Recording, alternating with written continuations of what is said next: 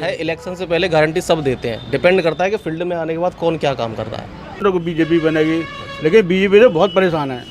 जो मध्यम वर्ग से जो वो है बहुत ही ज़्यादा परेशान है। रोजगार बिल्कुल ख़त्म हो गए हैं। और इस बात पर ध्यान दें तो अगली बार फिर आ सकती है। वोटों का ध्रुवीकरण होना है। वोट तो निश्चित बटेगा और सीटों का कुछ ना कुछ फर्क तो पड़ेगा। ये सबके लिए सब कुछ कर रहे हैं, लेकिन स्टूडेंट जो यंग हैं आज के बच्चे, उनके लिए क्या है? बीजेपी ने इतना काम किया है कि जो आज के भविष्य में कर भी नहीं सकते लोग, और जो सरकार आएगी वो भी नहीं कर पाएगी। नमस्कार, आप देख रहे हैं सूर्यांश न्यूज़ नेटवर्क। मैं शैलेंद्र सिंह। 2024 लोकसभा चुनाव को लेकर हम अलग अलग लोकसभा पहुंचने की कोशिश कर रहे हैं। आज इसी कड़ी में यूपी के अलीगढ़ पहुंचे हैं। अलीगढ़ में क्या है माहौल, क्या लग रहा सर, यहाँ क्या माहौल? यहाँ तो ये बीजेपी की लहर है ही है। एक्चुअली क्या है कि टक्कर क्या है कि बीजेपी से कोई सबसे मेन मुद्दा ये है बीजेपी का, और बीजेपी ही जीतती है यहाँ हमेशा, और इसके बराबर कोई टक्कर है ही नहीं किसी की। पूरा क्षेत्र बीजेपी का है। क्या लग रहा है 400 पार की बीजेपी बात कर रही है? 400 पार बीजेपी बात कर रही है, लेकिन 400 पार तो होगा या नहीं होगा ये तो वोटर ही बस जानता है, लेकिन हमारा मत तो यही है बीजेपी ही होगी। अच्छा, क्या लग रहा है आपको? सपा और कांग्रेस साथ लड़ रही है, 17 सीटें कांग्रेस को दी गई हैं यूपी में, क्योंकि यूपी आप ये मानो कि सबसे बड़ा स्टेट है लोकसभा सीटों में। काफ़ी कुछ यहाँ से संदेश जाएगा, और बीएसपी अलग लड़ रही है। और आपने देखा सहयोगी भी कुछ अखिलेश के अलग हो गए, पल्लवी पटेल हो या स्वामी प्रसाद मौर्य। कितना फ़र्क आ रहा है इस चुनाव में? देखो, फ़र्क पड़ेगा, वो परसेंटेज में फ़र्क पड़ जाएगा थोड़ा सा। जैसे कि बीजेपी को 70% वोट मिला तो 2% या 3% वोट कट ही भी सकता है। लेकिन ऐसा है कि अब जैसे कि हमारे सपा से विजेंद्र सिंह को प्रत्याशी बनाया है, तो विजेंद्र सिंह का थोड़ा क्षेत्र में पल्ली साइड में हमारी जैसे उनका क्षेत्र है शायद इगलास साइड है, उसमें थोड़ा फ़र्क परसेंटेज का फ़र्क पड़ेगा। लेकिन बेहतर है कि मोदी लहर है, इसमें कोई फ़र्क नहीं पड़ने वाला। टोटली ये मोदी ही जीतेगा। सर आप बताएं, आपको क्या लग रहा है? बीजेपी तीसरी बार रिपीट होने के लिए कॉन्फिडेंट नज़र आ रही है। वहीं विपक्षी एकता आपने देखा 26 दलों का एक संगठन बना था इंडिया अलायंस, कितनी चुनौती दे रहा है यूपी में? चुनौती कोई खास नहीं है। सीट तो जो है गवर्नमेंट को बीजेपी बनेगी, लेकिन बीजेपी से बहुत परेशान है। जो मध्यम वर्ग से जो वो है बहुत ही ज़्यादा परेशान है। रोजगार बिल्कुल ख़त्म हो गए हैं। और इस बात पर ध्यान दें तो अगली बार फिर आ सकती है, लेकिन ये नहीं है कि 400 पार हो जाएंगे, ये कोई वो नहीं है। 400 पार नहीं होगी, 350 या 55 के करीब ये रहेगी जो। अच्छा, महंगाई बेरोजगारी को लेकर तो विपक्ष हमलावर ही रहा है कि उतना रोजगार नहीं मिला है, तो आपको लगता है कि उतना सरकार उसमें नहीं कर पाई काम उतना।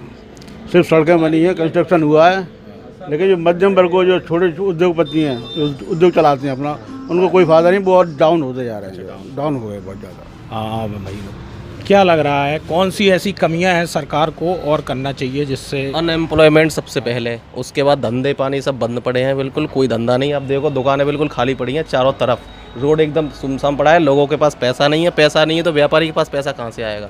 पूरा साइकिल है किसान के ऊपर। किसान की मिट्टी खराब पड़ी है तो हमारी मिट्टी खराब पड़ी है, क्या करे बताओ, ये स्थिति है। अच्छा, कांग्रेस का जो मैनिफेस्टो आया उसमें एमएसपी की गारंटी की बात कर रहा है राहुल गांधी, और मजदूर वर्ग के लिए 400 रुपए प्रतिदिन का रोजगार की बात। गारंटी तो 1 लाख महिलाओं ऐसा है। इलेक्शन से पहले गारंटी सब देते हैं, डिपेंड करता है कि फील्ड में आने के बाद कौन क्या काम करता है। अब मान लो कितना फर्क है बीजेपी के? पहले कांग्रेस भी बहुत साल रही देश में, कितनी चेंजिंग। जिस टाइम पे कांग्रेस थी उस टाइम पे हम तो इतने समझदार थे नहीं ना, इतनी जानकारी थी। लेकिन अब जो हम देख रहे हैं वो ये देख रहे हैं काम तो डेवलपमेंट तो हो रहा है, ये बात तो सही है। लेकिन उसके अलावा और भी बहुत सारी चीज़ें होती हैं कि लोगों को रोज़गार दिया जाए, धंधे पानी सही चलाए जाएँ। बहुत सी चीज़ें ऐसी हैं जिस पे गवर्नमेंट का ध्यान नहीं है। बहुत सी चीज़ें ऐसी हैं सही भी हो रही हैं, बहुत सी चीज़ें ऐसी हैं जो सही नहीं हो रही हैं, है ना। तो ये सारे मुद्दे हैं जिस पे अगर ये सब हो इसलिए रहा है क्योंकि बीजेपी के सामने कोई तगड़ी पार्टी नहीं है, कोई कंप्यूटर नहीं है। तो वो बोलते हैं ना कि वो तानाशाही सी चल रही है एक तरीके से, वही है। अच्छा सर, क्या लग रहा है विपक्षी एकता इंडिया अलायंस बना था जो 26 दलों का, ममता बनर्जी भी हैं और अखिलेश यादव भी थे, और लालू यादव की भी पार्टी, और भी अलग अलग स्टेट की पार्टियां हैं, स्टालिन है वो जो तमिलनाडु। कितनी चुनौती है बीजेपी के सामने 24 में? बीजेपी के लिए चुनौती मेरी समझ में शून्य है। उसका एक रीज़न है क्योंकि ये इंडिया अलायंस है जो वो अपने आप को अभी कंफर्ट नहीं कर पा रहा है, न अपने आप को संभाल पा रहा है, न अपने आप को जोड़ पा रहा है। अच्छा, अभी एक विपक्ष आरोप भी लगाता है ईडी सीबीआई से बीजेपी दुरुपयोग कर रही है, उसको आप कहाँ पाते हैं? उसको हम इस तरह सोचते हैं कि भाई जिसका लाठी उसकी भैंस। कहीं ना कहीं कोई ना कोई जो सरकार में होगा, सत्ता में होगा, वो अपना कुछ ना कुछ तो वो करेगा। तो क्योंकि आम आदमी पार्टी केजरीवाल भी अंदर हैं इस समय, जी और कांग्रेस कहती है वो देखो आप झारखंड में भी शिबू हेमंत सोरेन भी अंदर हैं, जी। तो वो विपक्ष आरोप लगा रही कि इसके थ्रू हमें मतलब दबाव नहीं, बनाने आरोप नहीं है, आरोप के लिए कहीं ना कहीं कुछ ना कुछ तो तथ्य होगा, कोई ना कुछ सच्चाई होगी, ऐसी बात नहीं है। बहुत सी पार्टियां हैं, इंडिया अलायंस में और भी लोग हैं, ममता बनर्जी हैं, और भी बहुत से लोग हैं। तो अगर ऐसा ही उन्हें करना होता तो किसी जब क्लू थोड़ा सा होगा। अच्छा, ये अभी आपने देखा हो बीजेपी में बहुत से नेता शामिल हुए अदर पार्टी के, महाराष्ट्र हो या आप और भी स्टेटों में देख सकते, उसको आप क्या पाते हैं, वो सही है या मतलब? वो मेरी नज़र में सरासर गलत है। बहुत से लोग कह रहे हैं दागी लोग बीजेपी में आ जाते हैं, वो साफ वो हो जाते गलत है ना, इनकी कुछ नीतियां हैं वो गलत हैं।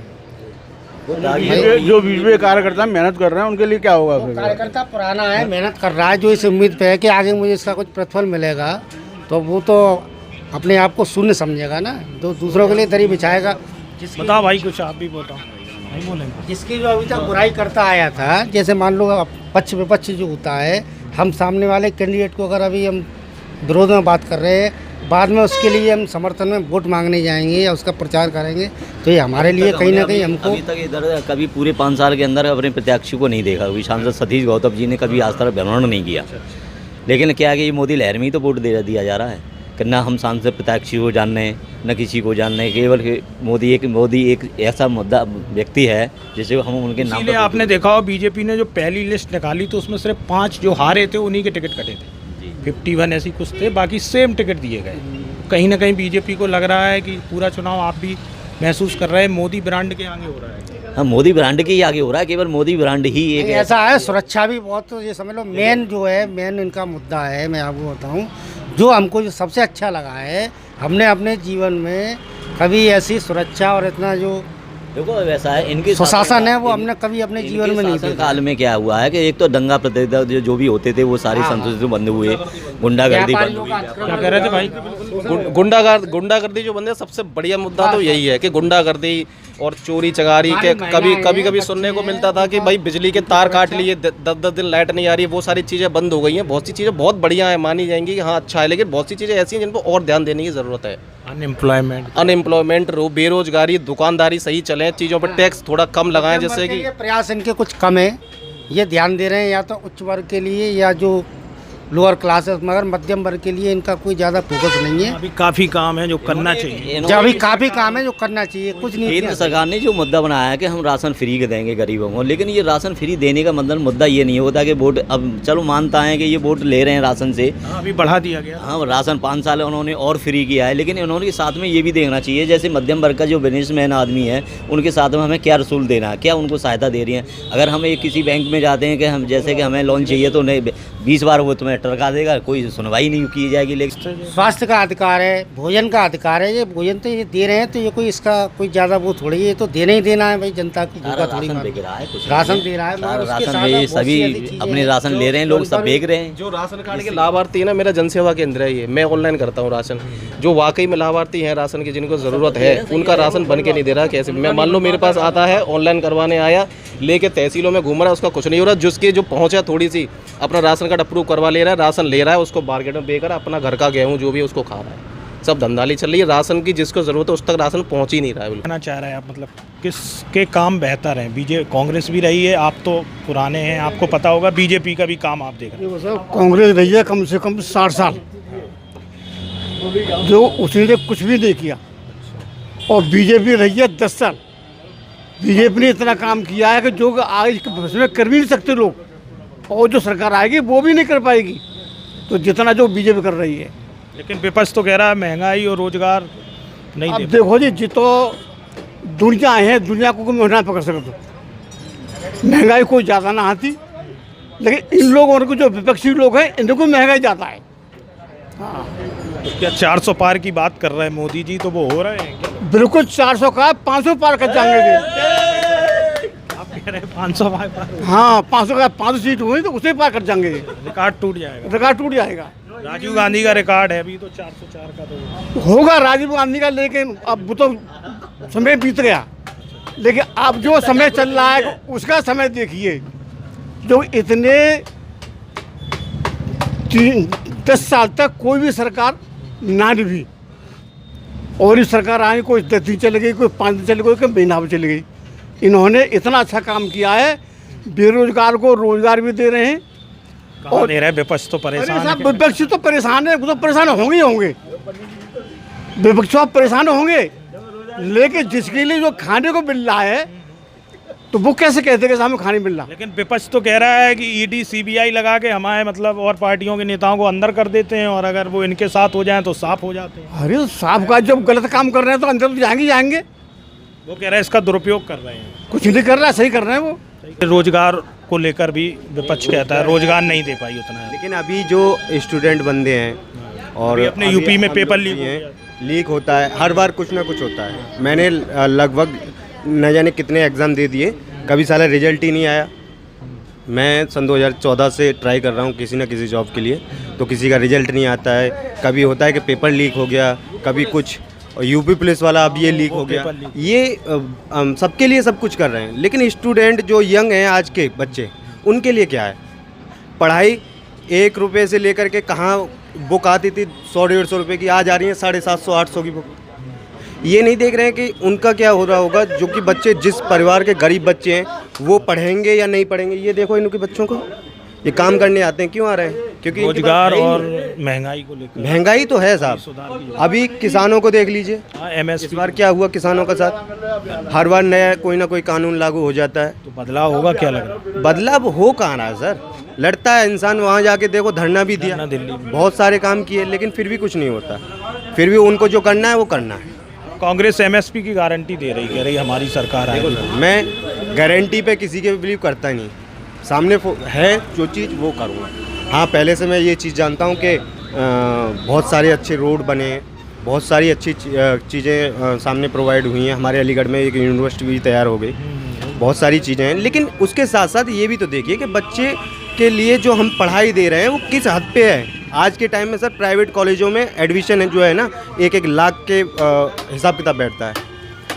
किसी भी क्लास या कोचिंग कांग्रेस और सपा साथ में आई है, कितनी चुनौती यहाँ देगी यूपी। हाँ, वो कर रहे हैं अपनी सी कोशिश, वो भी लोग कर रहे हैं, लेकिन उनके टाइम में भी कोई खास वो तो हुआ नहीं। हाँ, लोगों के लिए उन्होंने सब कुछ किया है, लेकिन मुझे लगता है कि उस टाइम के और इस टाइम में बहुत फ़र्क है। मैं आज भी कभी कभी जाता हूँ कहीं भी, बहुत चीज़ें मुझे अच्छी लगी हैं और मैं बहुत समझता हूँ कि हाँ ठीक है, लेकिन उसके साथ साथ इन बच्चों का और महंगाई, हाँ इनका भी सोचा जाए, और किसानों का खास करके, क्योंकि मैं किसान का बेटा हूँ, जायज़ है मैं किसान के हद में जाऊँगा। को बीजेपी 400 पार की बात कर रहा है, कांग्रेस का भी मैनिफेस्टो आया है, 400 रुपये मजदूरी की बात कर रहे हैं, महिलाओं को 1 लाख रुपए की बात कर रहा है, एमएसपी गारंटी की बात कर रहे हैं। और आपने देखा विपक्ष आरोप भी लगा रहा है कि बीजेपी के समय में उतना रोजगार नहीं मिला, महंगाई भी बहुत हुई। आपको क्या लगता है?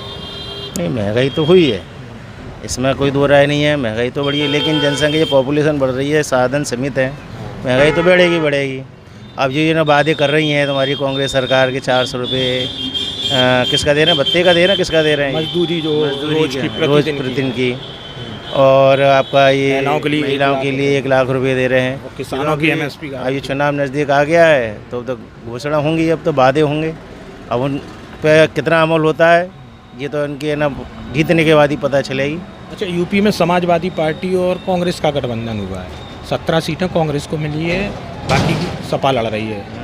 कितना फ़र्क, आप बीजेपी के सामने चुनौती कितनी है? बीजेपी के सामने चुनौती कुछ नहीं है, क्योंकि आपने देखा हो 14 में 71 सीटें बीजेपी 80 में से यहाँ जीती थी यूपी में, और 19 में 63 जीती थी, बाद में रामपुर और आजमगढ़ जीत गए थे। तो इस बार क्या लग रहा है आपको? मायावती को उस बार 10 मिल गई थी, अखिलेश और मायावती 7 लगे। देखो ये तो है ना, वोट जिसकी तरफ करवट दे उसी तरफ वोट पड़े जाएंगे। जहाँ वोट का गणित है, जाट बाहुल्य है, मुस्लिम बाहुल्य है। अब जाट नेता जयंत चौधरी तो आरएलडी हैं, आरएनडी हैं, तो ध्रुवीकरण तो हुआ है, वोटों का ध्रुवीकरण होना है, वोट तो निश्चित बटेगा, और सीटों का कुछ ना कुछ फर्क तो पड़ेगा। पहले से बढ़ेंगी कि कम होंगी, क्या लगता है? सीटें कम होंगी बीजेपी की, लेकिन उतनी कम नहीं होंगी। अच्छा, विपक्षी एकता को आप कहाँ देखते हैं? 26 दलों का, ममता बनर्जी भी थी, अरविंद केजरीवाल, तेजस्वी यादव, अखिलेश यादव, स्टालिन जो तमिलनाडु, कितना मतलब सबके मिलने से बीजेपी को कितना चुनौती दे रहे हैं? देखो, जब कहते हैं ना एक बुराई एक जगह इकट्ठी हो जाती है तो सत्य पर कुछ ना कुछ तो असर डालती है। जहाँ 100% असर पड़ना है वहाँ पर ना 10% असर तो पड़ेगा ही पड़ेगा। यहाँ नहीं पढ़ना था वो असर तो पड़ना है। तो ये वीडियो कैसा लगा कमेंट्स बॉक्स में अपनी राय जरूर दीजिए। चैनल को फ्री में सब्सक्राइब करना ना भूलें।